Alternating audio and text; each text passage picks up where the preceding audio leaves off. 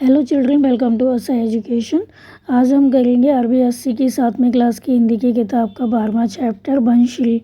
इसके हम करेंगे प्रश्नोत्तर। तो आइए देखते हैं कि आपका पहला प्रश्न क्या है। आपका पहला प्रश्न है, उच्चारण कीजिए।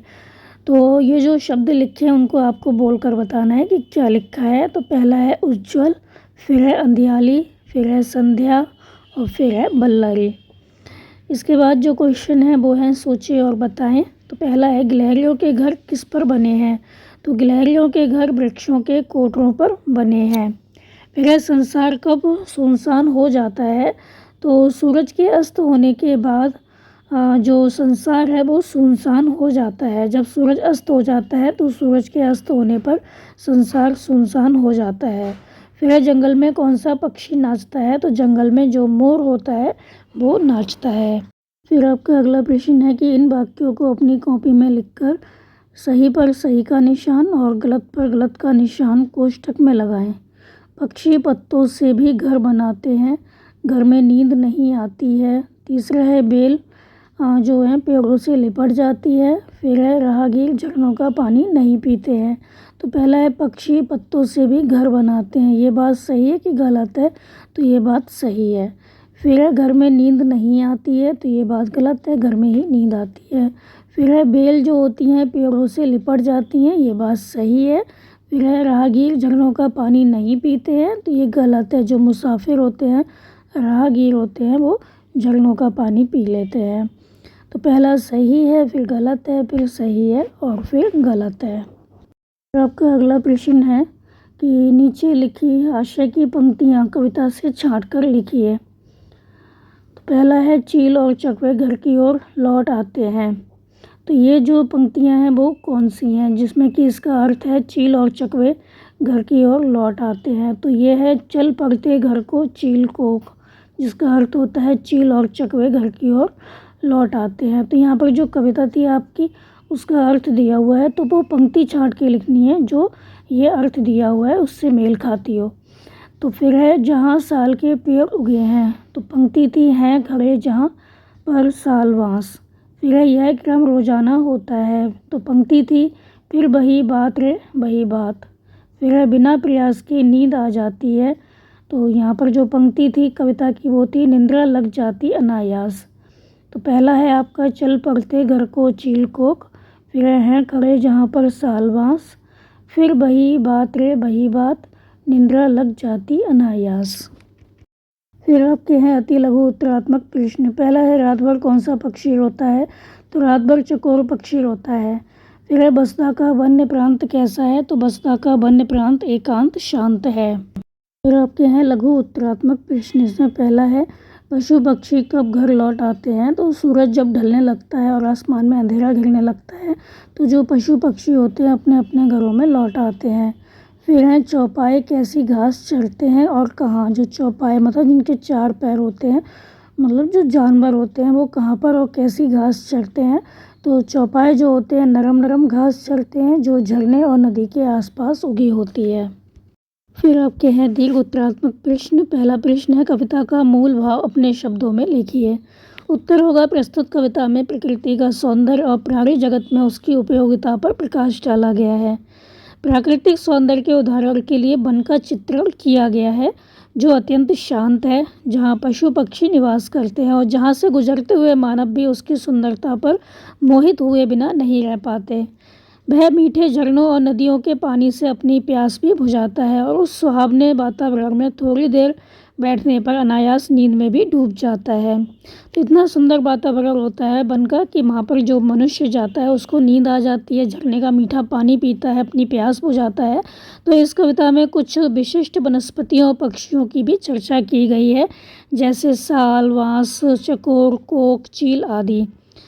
आज के पर्यावरण संकट के दौर में यह कविता हमें प्राकृतिक जीवन के प्रति आकर्षित करती है, जिसके माध्यम से ही मानव जीवन को बचाए रख पाना संभव हो सकता है। फिर आपका अगला प्रश्न है पाठ में से विशेषण और विशेष शब्दों को छांटकर सूची बनाइए। तो विशेषण होते हैं वो शब्द जो किसी शब्द की विशेषता बताते हैं और विशेष वो शब्द होते हैं जिनकी की विशेषता बताई जाती है। तो विशेषण होगा उज्ज्वल, और ये किसकी विशेषता बता रहा है, किरणों। तो किरणों की विशेषता बता रहा है, इसलिए उज्जवल हो गया विशेषण और विशेष हो गया किरणें। सुनसान क्या है, लोक संसार, तो संसार की विशेषता क्या है, सुनसान है। संध्या शाम जो है वो कैसी है, अंधियाली है, तो इसकी विशेषता बताई जा रही है संध्या की। वन्य प्रांत कैसा है, एकांत और शांत है। पशु कैसे हैं, चौपाए हैं, चार पैर वाले पशु हैं। घास कैसी है, नरम, तो घास की विशेषता क्या है, नर्म, तो ये हो गया विशेषण। किसकी विशेषता बताई जा रही है, घास की, तो घास हो गया विशेष्य। फिर आपका अगला प्रश्न है, समुच्चय बोधक अव्यय का चयन कर रिक्त स्थान की पूर्ति कीजिए। तो पहला है, किसानों डैश मजदूरों की टूटी फूटी झोंपड़ियों में ही प्यारा गोपाल बंशी बजाता मिलेगा। तो किसानों, तो यहाँ पर आपको देखना है इन चार शब्दों में से कौन सा शब्द आएगा। तो पहला है क्योंकि और इसलिए लेकिन। तो किसानों और मजदूरों की टूटी फूटी झोंपड़ियों में ही प्यारा गोपाल बंशी बजाता मिलेगा। तो दो शब्दों को जो जोड़ता है वो शब्द कहलाता है समुच्चय बोधक अव्यय। फिर है, मैंने धन एकत्र करना शुरू किया गरीबों की सहायता कर सकें। तो मैंने धन एकत्र करना शुरू किया ताकि गरीबों की सहायता कर सकें। फिर है, बेधनी होते हुए भी निर्धन है, वे गरीबों का शोषण करते हैं। बेधनी होते हुए भी निर्धन है क्योंकि वे गरीबों का शोषण करते हैं। तो पहले में आएगा खा, और फिर आएगा गा ताकि, और तीसरे में आएगा का वाला क्योंकि। फिर आपका अगला प्रश्न है, पाठ में कोटर कोटर घर घर पद आए हैं, इस तरह संज्ञा पद दो बार आते हैं तो पूर्व पद का अर्थ प्रत्येक होता है। जब संज्ञा पद दो बार आए तब पूर्व पद का अर्थ प्रत्येक होता है, तो वहाँ अव्ययीभाव समास होता है। आप भी ऐसे 5 पद लिखिए। तो यह है, गली गली, दाना दाना, अच्छे अच्छे, मीठे मीठे, पके पके। तो यहाँ पर कहा गया है कि पाठ में कोटर कोटर घर घर पद आए हैं, इस तरह संज्ञा पद दो बार आते हैं तो पूर्व पद जो होता है, पहले वाला पद जो होता है उसका अर्थ प्रत्येक होता है। जब संज्ञा पद दो बार आए तथा पूर्व पद का अर्थ प्रत्येक होता है तो वहाँ अव्ययीभाव समास होता है। तो यहाँ पर जो गली गली है, दाना दाना है, अच्छे अच्छे हैं, मीठे मीठे हैं, पके पके, इस तरह के जो शब्द हैं, संज्ञा शब्द हैं, वो दो बार आए हैं। तो पहले पद का अर्थ क्या होगा, प्रत्येक गली, मतलब गली गली मतलब होता है प्रत्येक गली में, दाना दाना मतलब प्रत्येक दाने में। फिर आपका अगला प्रश्न है, नीचे लिखे शब्दों के विपरीत अर्थ वाले शब्द लिखिए। जैसे संध्या का होता है प्रभात। तो नरम और कठोर, मतलब नरम का उल्टा होता है कठोर, लेकिन घास के अर्थ में जो नरम है उसका विपरीत अर्थ होगा, विलोम शब्द होगा सूखी, ये हो सकता है। अस्त का होता है उदय, अंधियाली का होता है उजियाली, चल का होता है अचल।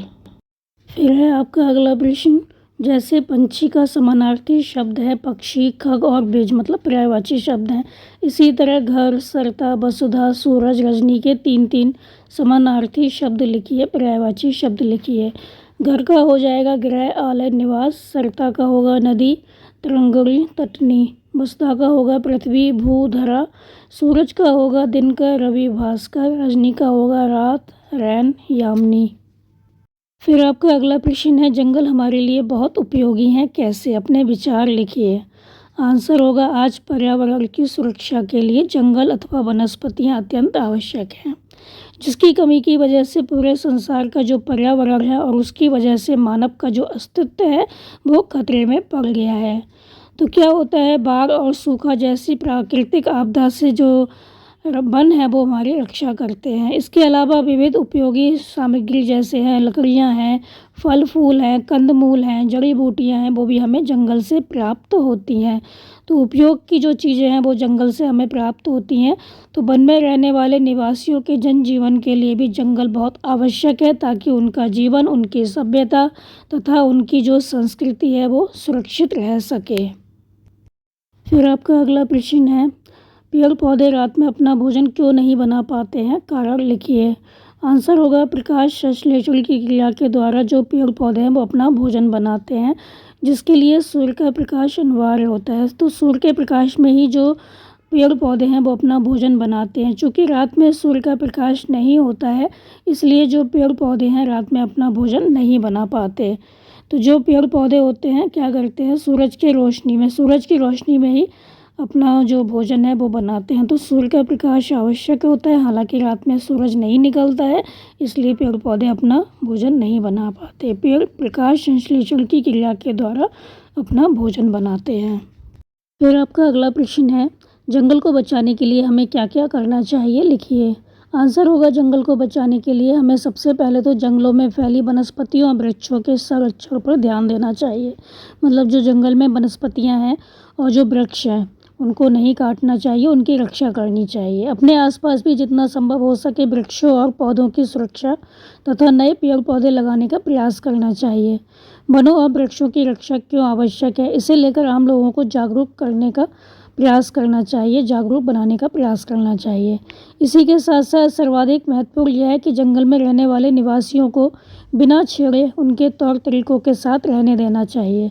वन में रहने वाले निवासी वनों की रक्षा और उसके विकास के उपाय सबसे बेहतर जानते हैं। जो लोग वन में रहते हैं उन्हें पता होता है कि जो वनस्पतियाँ हैं, पेड़ पौधे हैं, उनको कैसे बचाना है। वे वन में बचे रहेंगे तो वन भी बचा रहेगा।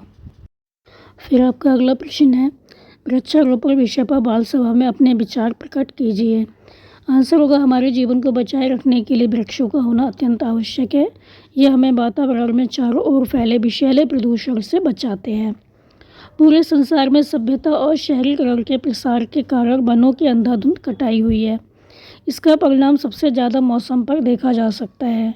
कुछ वर्षों से पर्यावरण का तापमान असामान्य रूप से बढ़ गया है। बहुत ज़्यादा गर्मी होती है जो मानव अस्तित्व पर खतरे का संकेत है।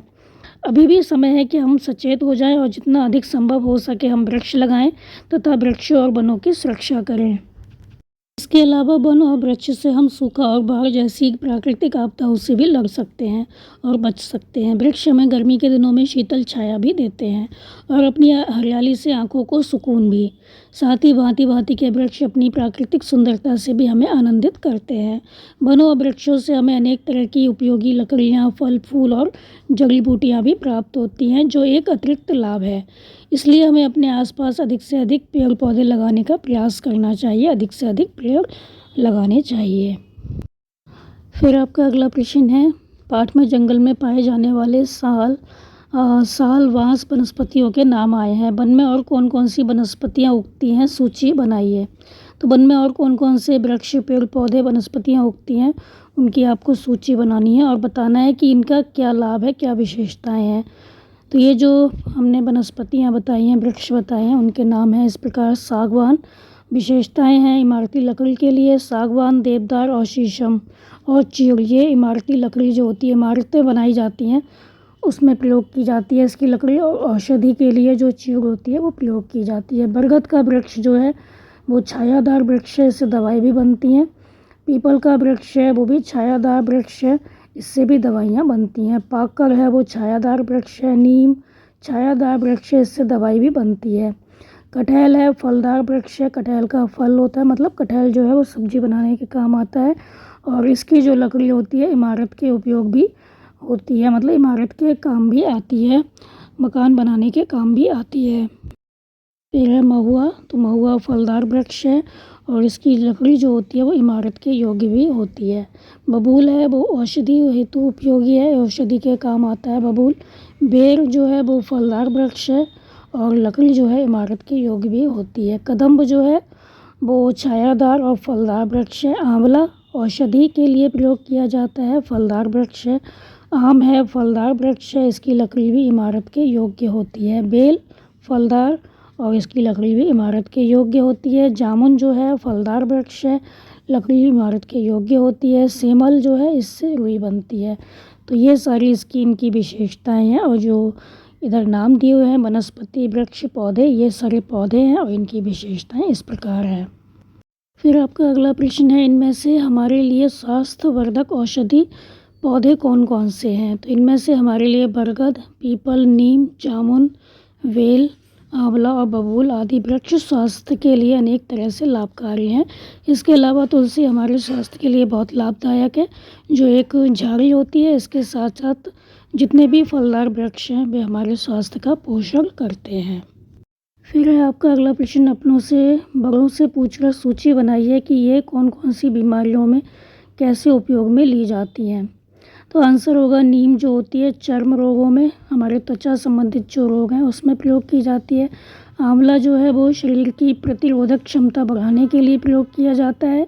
आम जो है वो लू लगने पर लिया जाता है, लू लग जाती है गर्मियों में तो हम आम का पन्ना वगैरह बनाकर ले सकते हैं। तुलसी जो है अगर हमें बुखार आता है, जुकाम होता है तो उसकी चाय वगैरह बना सकते हैं।